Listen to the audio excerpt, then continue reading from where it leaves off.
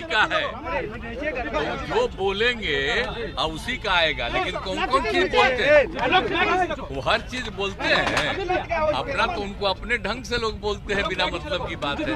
Opposition ने कहा तो जब काम करना चाहिए ना, तो काम नहीं हो रहा है। और जहाँ घटनाएं घट गई तो उसी के बारे में भी कोई बयान नहीं। हाउस चलता है, बाहर घूमते रहते हैं। तो ये सब पहले होता था जी। हम लोग थे जब तक एमपी थे और सरकार में भी श्रद्धेय अटल जी के सरकार में थे, या उसके पहले भी सरकार में थे। अब आप समझिए उस समय सब लोग रहते थे। अब अभी लोग नहीं रहते हैं, अपना कुछ कुछ बोलते रहते हैं। तो हमको देखिए, अब चूंकि एक बात हम खाली कह देते हैं, हम आप लोगों को हाथ जोड़ करके कह देते हैं कि अब जो है एक तरफा ही कुछ कुछ छपते रहता है। अब और लोग जो बोला उसका खबर नहीं आता है, और दिन भर छपता है कि वो क्या बोल रहे हैं। तब उसको देखने की क्या जरूरत है। अब तो हम देखना घटा दिए, तो इसलिए अब कोई मतलब नहीं। और ये अधिकार है, विपक्ष का अधिकार है किसी बात को रखना, तो उसको रख रहे हैं, तो उनको दे। तो अब तो उनको परेशानी है ही न जी।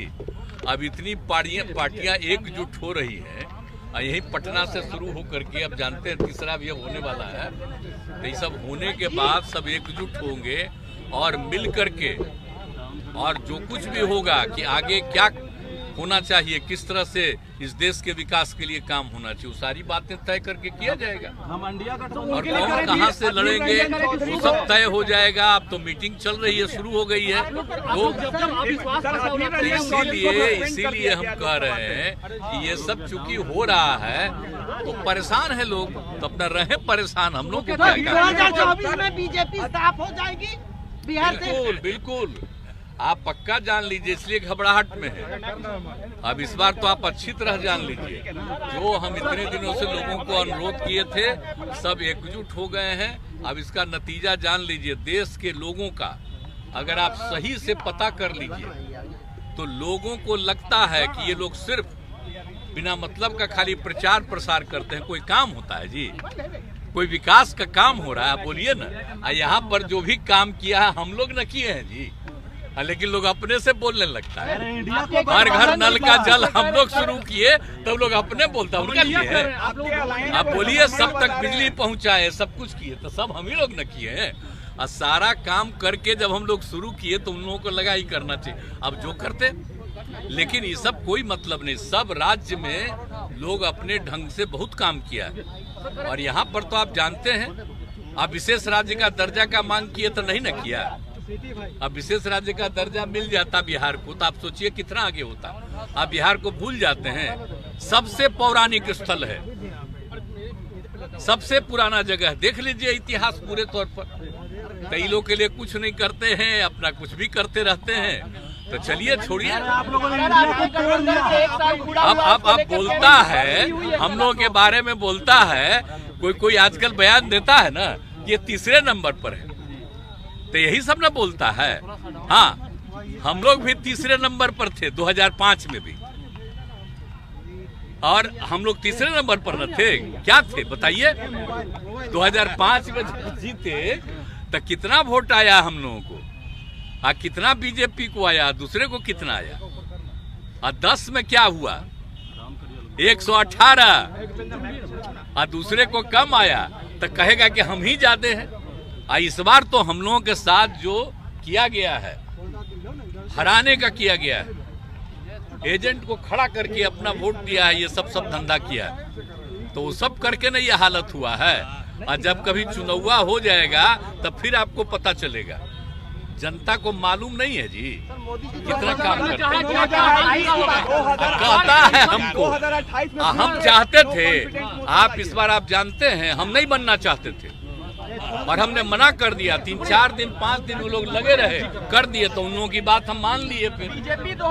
लेकिन अब उसके बाद आप समझ लीजिए तो ये सब हुआ है। बोलते रहता है कुछ, बीजेपी आप फिर 2 सीटों की बात कर रही है। 2014 में 2 सीटों पर नीतीश कुमार थे, वो भूल गए हैं क्या? संसद में दावा किया कि अब आप वही ना सोच रहे हैं, तो वो भूल गए।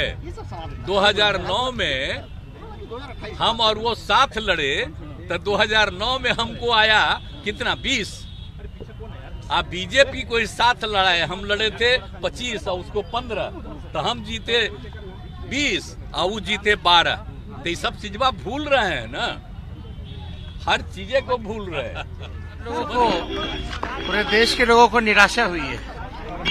लगा कि प्रधानमंत्री जी कुछ जो है सही बात करेंगे, लेकिन उनको केवल जो है विपक्ष के ऊपर निशाना साधने से और कोई बात जो है पल्ले नहीं पड़ा। देश हित में जिस प्रकार से बातें बतानी चाहिए थी, जो कदम उनकी सरकार को जो उठाना चाहिए था मणिपुर को लेकर के, वो बातें जो हैं उस हिसाब से उन्होंने कही नहीं। और इस तरह की बातें अगर विपक्ष को बोल रहे हैं घमंडिया या कोई अलग अलग शब्द, तो आप समझ सकते हैं कि ये लोग घबराए हुए लोग हैं, डरे हुए लोग हैं। और जब से ये गठबंधन बना है, पूरे देश भर में विपक्ष की एकता हुई है, जिसकी कवायद माननीय नीतीश कुमार जी, लालू जी ने पूरे दौर पे जो है शुरुआत की। जैसा बिहार में किया वैसे ही देश में हम लोग करते हैं। तो ये लोग डरे हुए हैं, नतीजा वही होना है जो बिहार में हुआ, वही देश में होना है। तो ये घबराहट की जो है आप कह सकते हैं, उनका पूरा बॉडी लैंग्वेज भी पहले से जो है बदला हुआ नजर आ रहा था, कोई दम नहीं था।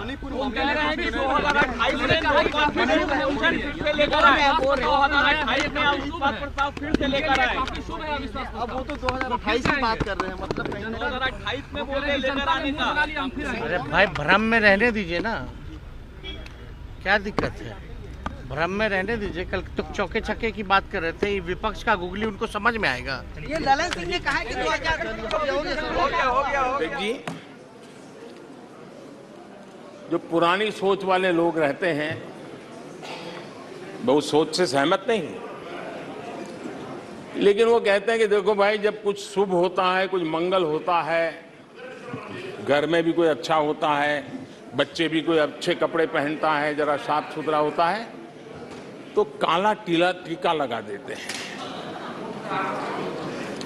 आज देश का जो मंगल हो रहा है चारों तरफ, देश की जो चारों तरफ वाहवाही हो रही है, देश का जो जय जयकार हो रहा है, तो मैं आपका धन्यवाद करता हूं कि काले टीके के रूप में, काले कपड़े में निकल के सदन में आकर के आपने इस मंगल को भी सुरक्षित करने का काम किया है।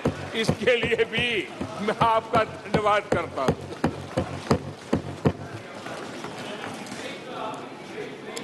आदरणीय अध्यक्ष जी,